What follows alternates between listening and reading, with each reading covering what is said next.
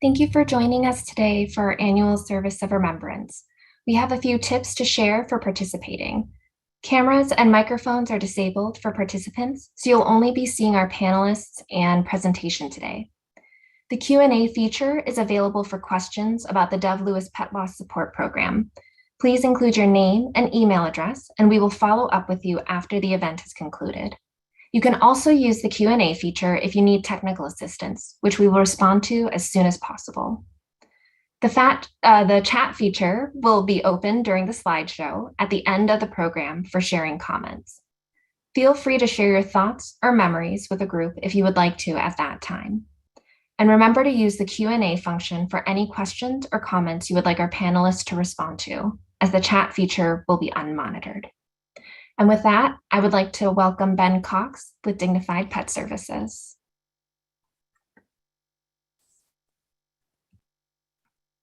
Thank you, Deborah. Again, my name is Ben, and I'm the crematory manager at Dignified Pet Services. I've been here for about 2 years, and this is the third time I'm representing Dignified Pet Services. I've been to a total of 4 of these, and it seems like every single time I have a slightly different perspective. Starting with the first time I went to the Service of Remembrance. If you didn't know, this event used to be in person and was the most beautiful church I'd ever been in. It was in downtown Portland.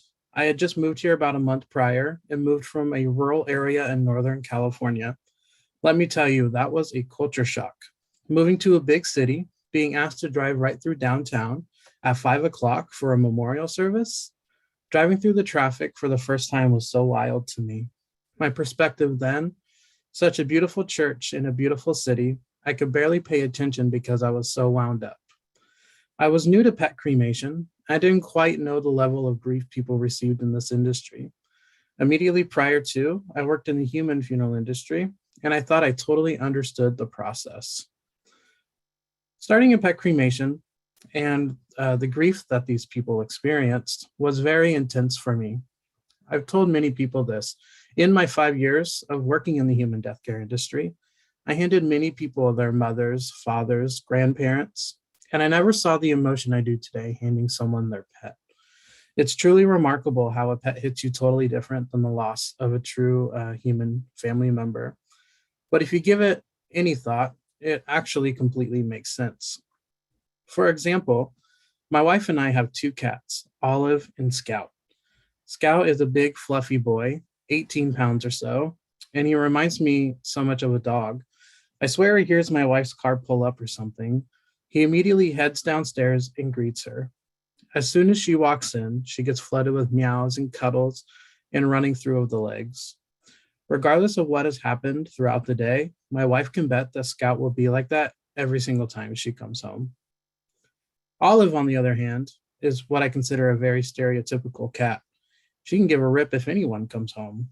We find her in the same place every day when we come home, afternoon slumbering on our bed. Of course, when we walk in, she greets us with yawns and purrs, but for the most part, she's very okay with some gentle pets and acknowledgement. These are things we've become accustomed to every single day. Every day we go through our routine and they have theirs.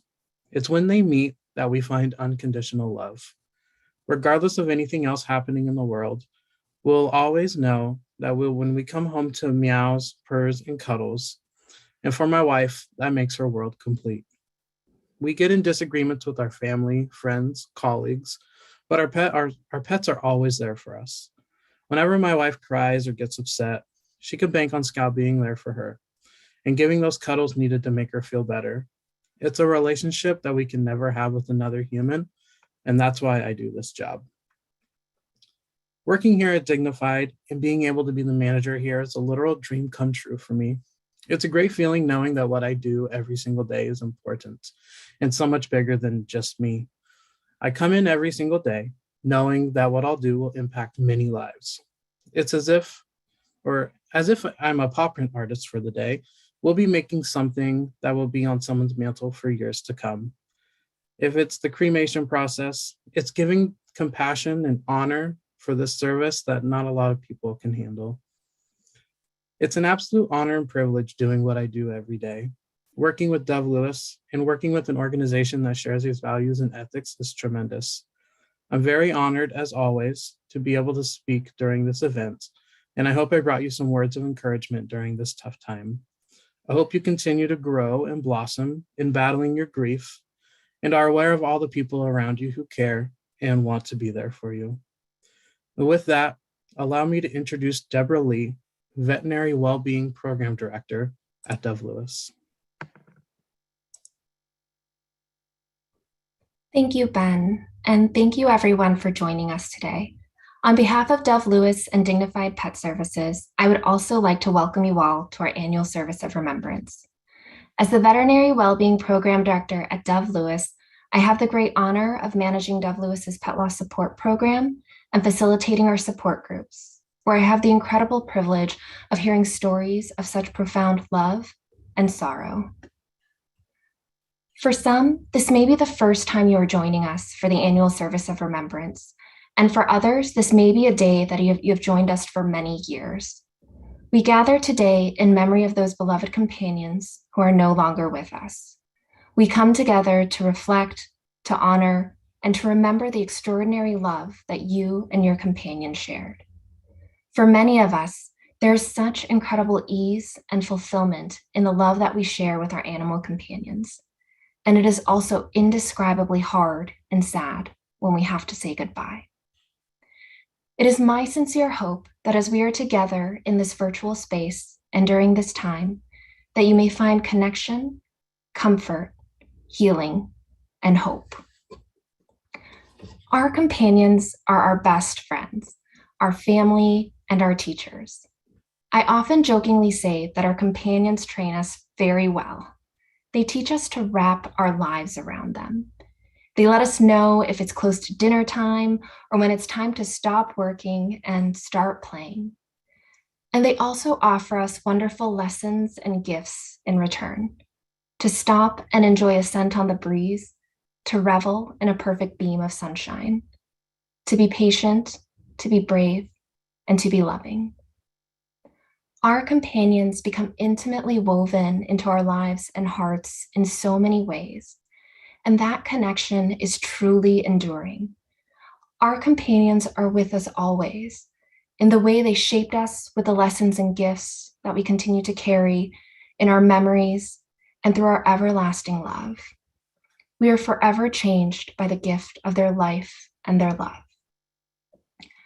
And because we love our companions deeply, it is natural that we grieve them, we miss them, and we long for them. Please know that here today, your feelings are acknowledged, understood, and respected. Please know that it is normal and natural that as we reflect, honor, and remember those beloved companions that are no longer with us, our grief will also be present.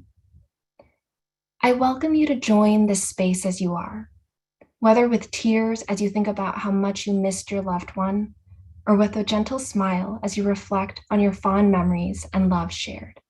With both those things, neither or everything in between. And please know too, that feeling ease or joy in grief is not a betrayal of your companion or the love you share. Our companions lived for joy. And please be assured that while we may slowly, little by little, be able to release some of our pain, we never let go of our love. I want to extend my sincere gratitude to all of you for being here today and to thank you for deeply loving and caring for your special companions as they deserve. I encourage everyone to be extra gentle and kind to yourself as you remember your sweet companion, your beloved friend, your precious family member. Please know that there's no right or wrong way to grieve. There's no specific timeline or path to follow. And as we remember our loved ones, know too that our memories can be so bittersweet, moving us both to tears and laughter. And it is also these memories that sustain us. I believe there will come a time when the balance of having this great love in your life will help you carry the pain of their loss. And so for everyone joining us today, I share my wishes for you. May your hearts be filled with gentle support and comfort in this community with others. May you experience ease, grace, or gratitude as you remember your beloved companion. May you find peace in the strength of your enduring love, and may you feel their love and find joy in your life as they are forever with you. And know that as they enriched your days, you gave them incredible care and love throughout their lives. And now I would like to welcome our community speaker, Kelsey. I believe that Kelsey's story of everlasting love and her experience with grief and sorrow will deeply resonate for all of us sharing this space of remembrance. As I have, I hope you find inspiration and comfort as Kelsey shares about her enduring connection with her sweet mitten. Thank you, Deborah. I am so happy to be here today. I am the blood bank director actually at DoveLewis, and this is the first time I will be talking about my mitten, who I lost just over 2 years ago. I was very honored when I was asked if I would be a community speaker for this, and I felt like it was the right time to finally share my story about Mitten, who was truly my soulmate. So it's true, sometimes a pet finds you instead of the other way around, and that was definitely true with Mitten. I was on my way to work one day when he came out from under a car meowing at me in our apartment parking lot. He was really small, just a couple months old, and somehow both filthy and adorable. At the time, I didn't need another cat. I had 2 cats at home, and that 3 seemed crazy. But being who I am, I had to at least scoop him up and take him home to get cleaned up, and then I'd figure out what to do from there. At the time, my dad didn't have a pet, so I insisted he needed this one. He accepted, and he named him Sarge. He was a rambunctious and hysterical kitten. One day during dinner at my dad's house, he jumped into my lap and took a bite of spaghetti right off of my own fork. He was a character. Unfortunately, well, it turned out to be fortunate for me, my dad ended up needing me to take him back temporarily because of a move, but it wasn't so temporary. The name was Sarge that dad had given him was lost almost immediately because I had always just called him Mitten and it seemed to fit better. In 2012, after I'd had Mitten again with me for a while, I lost my mom while I was pregnant with my first child, and Mitten was there for me for all of it. He was a snuggle bug, but he was also distracting with all of his antics, and he made me laugh and smile, both things that felt foreign at that time. When my son was born in 2013, Mitten was one of the first pets to greet him. He was immediately in my lap and in Paxton's lap, investigating this new little creature that he'd previously only been used to within my belly. He snuggled with my pregnant belly all the time, and I'm sure he got kicked a time or two by Paxton. He loved Paxton instantly, and they were inseparable from the first day I brought him home. Of course, I was concerned about the normal cat mom things like don't suffocate the baby, but Mitten seemed to be aware of what he couldn't do and was always just right next to him. Mitten and Paxton grew up together.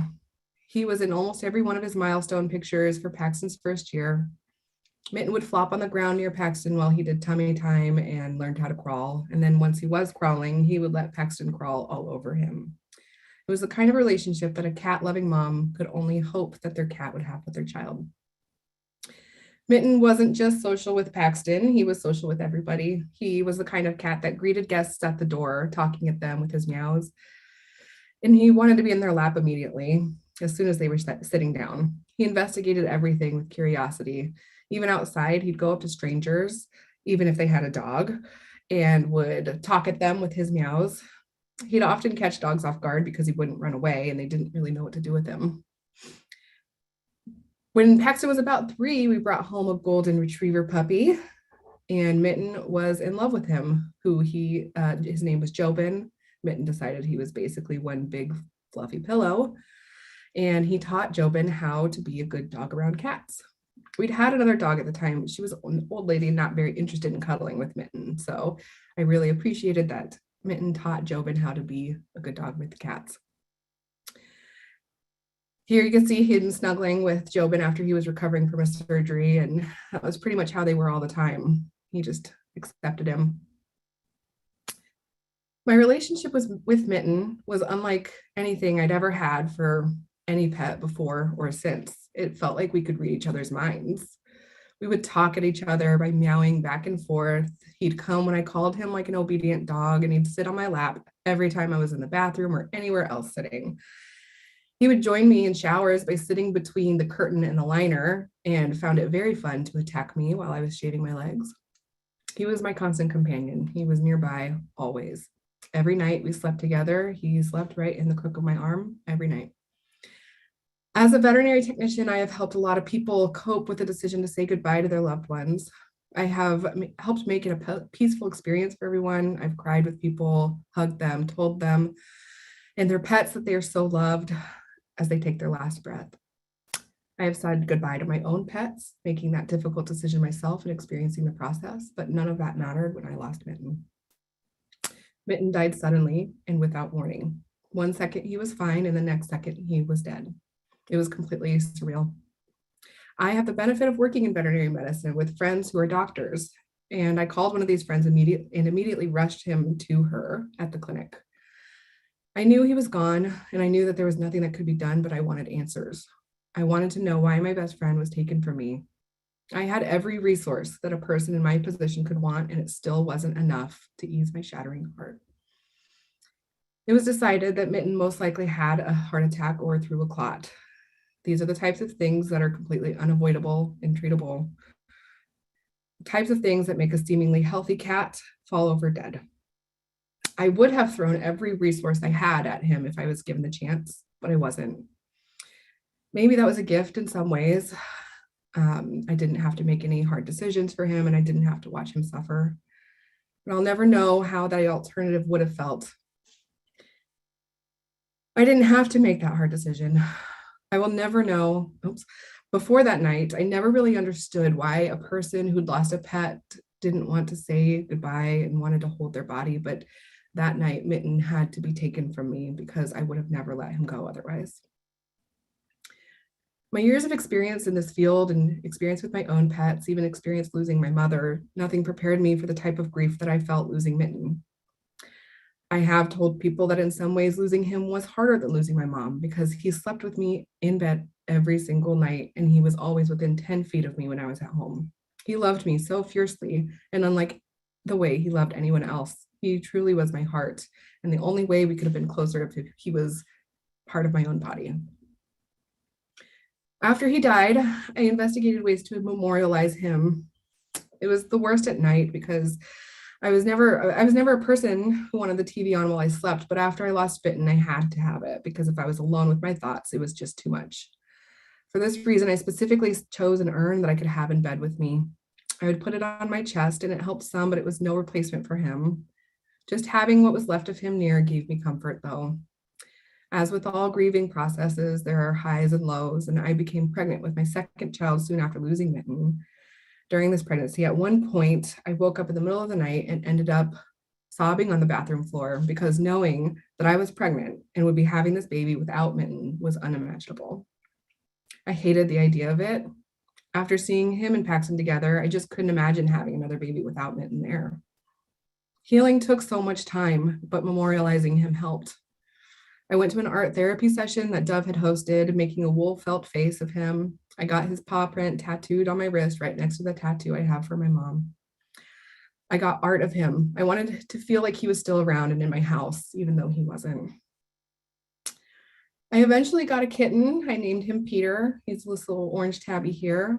He was no Mitten, to be sure, but he did have some qualities that seemed to be suspiciously meant for me. My friend, the doctor that I'd gone to when Mitten died, said that Mitten must have sent Peter special, which I agree. He had to have. They're completely different cats, but Peter helped me heal. He brought me joy and laughter again. He was there during my pregnancy and bringing the second baby home. He gave Paxton a buddy to chase around and get scratched by. He even did something we didn't think was possible. He brought one of my senior cats to life. This cat, who had never played with another cat in his life, started to play with Pete and became a truly sweeter and more affectionate cat because of it. This gift alone was priceless to us. I encourage anyone who's experiencing a loss to grieve at their own pace and in their own ways because there's truly no right or wrong way to grieve. If you want to have your pet taxidermied to still be able to cuddle it at night, do it. I've often thought, would I have done that if I could go back to that night? and make different choices. If you want to have a mural of your pet painted on your walls, do it. If you want to have your entire back covered in a portrait tattoo of your pet, just do it. The bond that people can experience with pets can be completely indescribable to others who haven't experienced that kind of love. There are others out there like me, though, who do understand.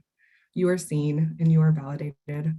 We are the lucky ones, the ones who love a creature so purely that it transcends the English language, a truly once-in-a-lifetime kind of love. Thank you for letting me share my story about Mitten with you. Thank you, Deborah, for having me.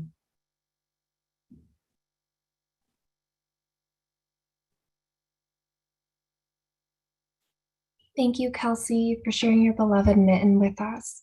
It is truly an honor to hear you share your story of profound love, sorrow, and hope. And I think you're sharing about all the special qualities that made Mitten uniquely Mitten, and the beautiful memories that you've woven together, and the bond and love that you carry on today truly resonates for all of us as we remember our companions.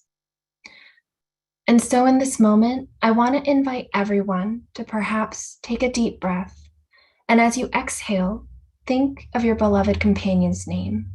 While their physical presence is no longer with you, hold those memories, the joyful, the silly, the irritating, those sweet everyday memories to sustain you and to continue to connect you to your loved one. And I extend an invitation to everyone to join our pet loss support groups as it serves you. Connecting in community with others and giving voice to your feelings and experiences can ease the isolation of grief. There may be comfort in joining with others in a space where you are welcome to truly come as you are. And now we invite you to join us in honoring your pet with what is normally the candle lighting ceremony.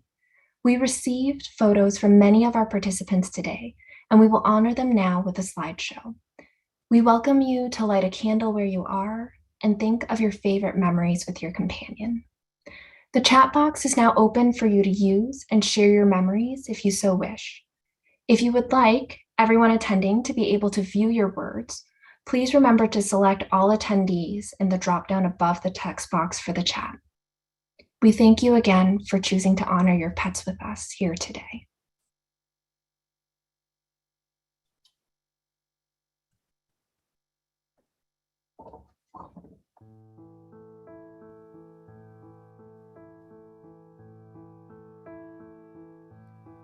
There goes my heart beating, 'cause you are the reason I'm losing my sleep. Please come back home. There goes my mind racing, and you are the reason that I am still breathing. I'm hopeless now. I'd climb every mountain, swim every ocean, just to be with you and fix what I broken.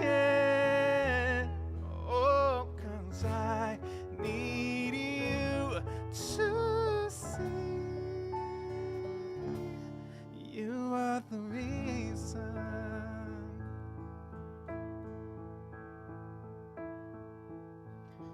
There goes my hand shaking, and you are the reason my heart keeps bleeding. I need you now. If I could turn back the clock, I'd make sure the light defeated the dark. I'd spend every hour of every day keeping you safe. I climb every mountain and swim every ocean, just to be with you and fix what I broken. Oh, 'cause I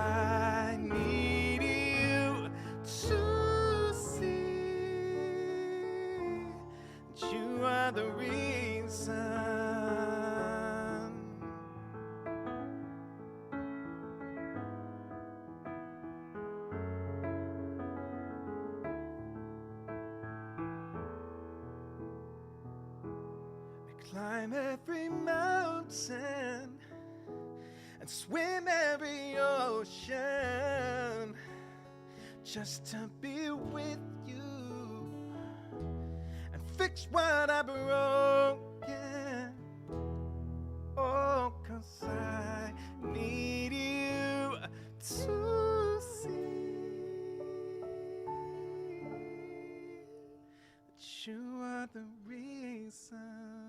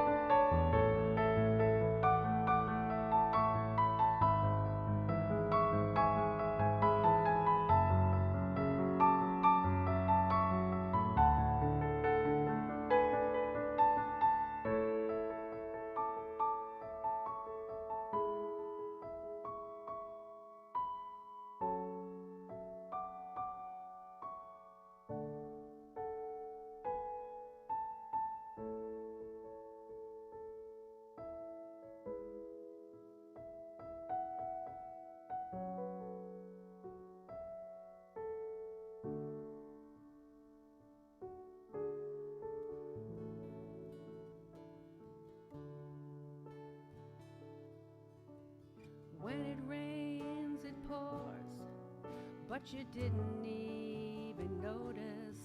It ain't raining anymore. It's hard to breathe when all you know is the struggle of staying up above the rising water line.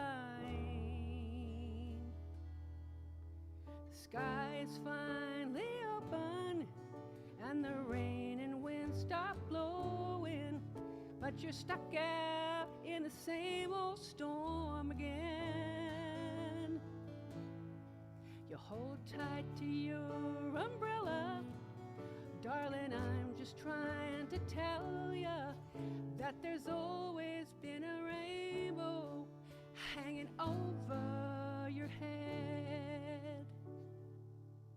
If you could see what I see, you'd be blinded by the colors, yellow, red, and orange, and green, and at least a million others. Tie up the bow, take off your coat, take a look around. The sky's finally open and the rain and wind stop blowing, but you're stuck out in the same old storm again. You hold tight to your umbrella, darling, I'm just trying to tell ya that there's always been a rainbow hanging over your head.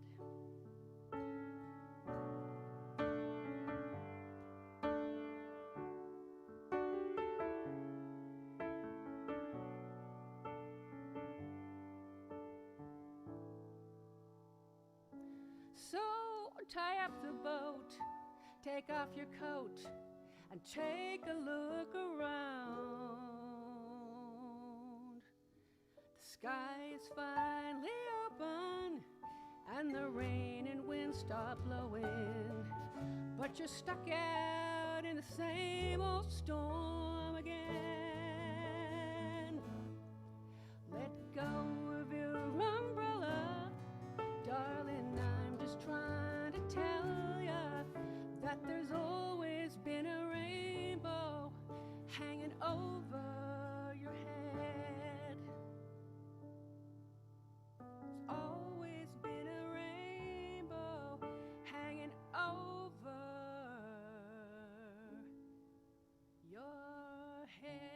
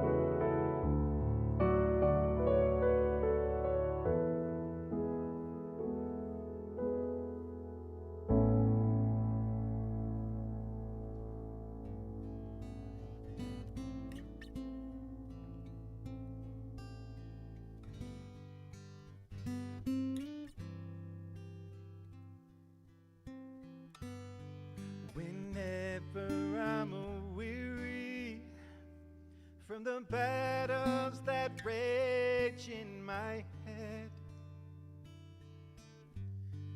You make sense of madness when my sanity hangs by a thread.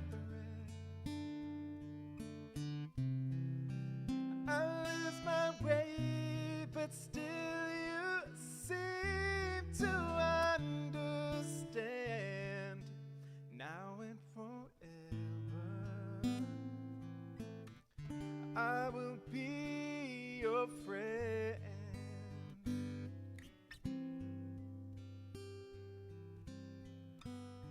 Sometimes I just hold you, too caught up in me to see.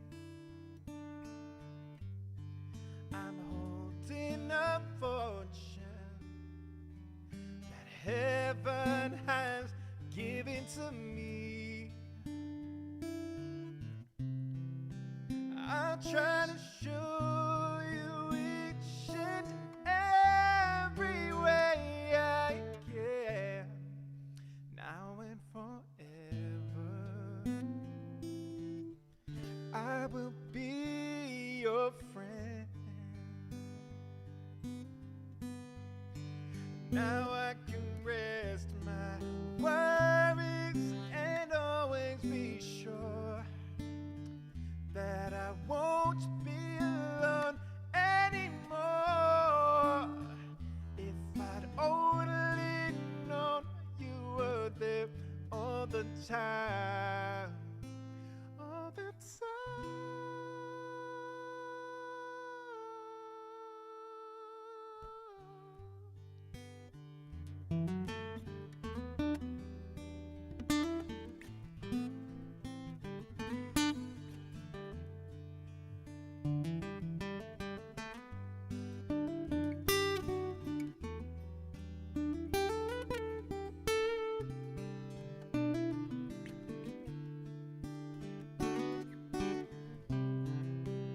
until the day the ocean doesn't touch the sand, now and forever,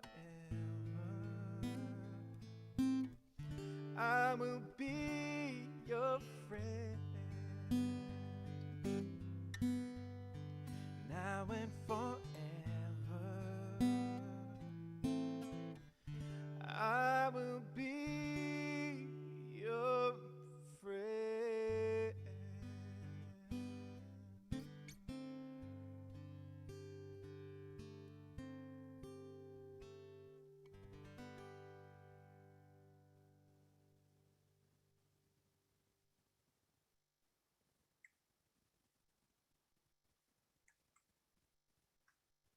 This concludes our annual Service of Remembrance. Thank you again for joining us today. This service has been recorded and will be available on the DoveLewis Pet Loss Support page for later viewing. We hope our time together has served you in keeping your beloved companions close in your hearts. We will close the webinar in a few minutes at the conclusion of the upcoming song.